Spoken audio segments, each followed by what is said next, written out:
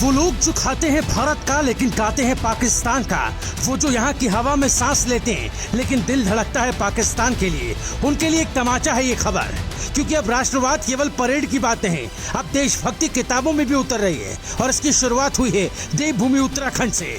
उत्तराखंड मदरसा शिक्षा बोर्ड ने उठाया एक ऐसा कदम जो न केवल शिक्षा को नया आयाम देगा बल्कि भारत विरोधी मानसिकता रखने वालों की नींव हिला देगा।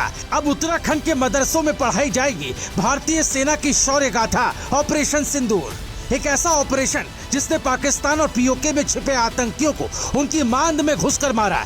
जवाब था पहलगाम में निहत्थे लोगों पर किए गए हमले का।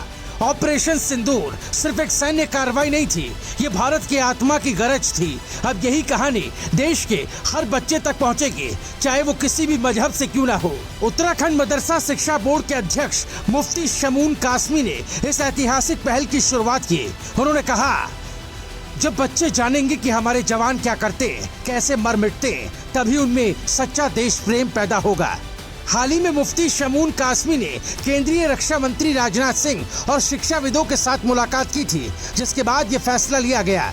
दिल्ली में केंद्रीय रक्षा मंत्री राजनाथ सिंह से मुलाकात कर लौटे मुफ्ती शमून कासमी ने कहा, उत्तराखंड के सभी मदरसों में पढ़ने वाले छात्रों को सैनिकों की शौर्य गाथा के बारे में बताया जाएगा।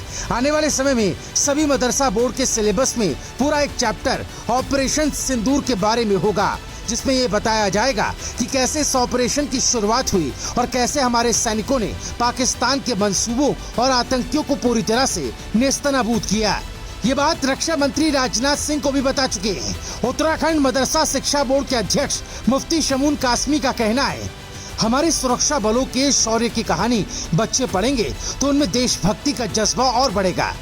साफ है कि अब मदरसों में सिर्फ दुआ नहीं, देशभक्ति भी पढ़ाई जाएगी। ये उन लोगों के लिए करारा जवाब है जो भारत की जमीन पर रहकर भारत के टुकड़े करने की बातें करते हैं, जो चंद पैसों में अपने जमीर का सौदा करते हैं, जिन्हें शहीदों की कुर्बानियां नहीं दिखती बल्कि दुश्मन की तारीफ में कसीदे पढ़ते हैं। अब वो दिन दूर नहीं जब यही मदरसे जो कभी संदेह के घेरे में रहते थे, कट्टरता और जिहाद की सोच से जुड़े जाते थे, अब राष्ट्र निर्माण के केंद्र बनेंगे। ये बदलाव अचानक नहीं आया, ये समय की मांग थी, क्योंकि अब भारत एक नया भारत है जहाँ मजहब नहीं बल्कि मजबूत सोच की जरूरत है। इस नई सोच का मतलब है जहां शिक्षा में नफरत नहीं, जहां तालीम में तलवार नहीं बल्कि तिरंगे की इज्जत सिखाई जाती है। उत्तराखंड ने एक नई लकीर खींच दी है, अब बाकी राज्यों की बारी है। क्या वो भी अपने मदरसों में देश की मिट्टी की खुशबू घोलेंगे या फिर तटस्थ रहकर देशद्रोहियों को मौन समर्थन देंगे?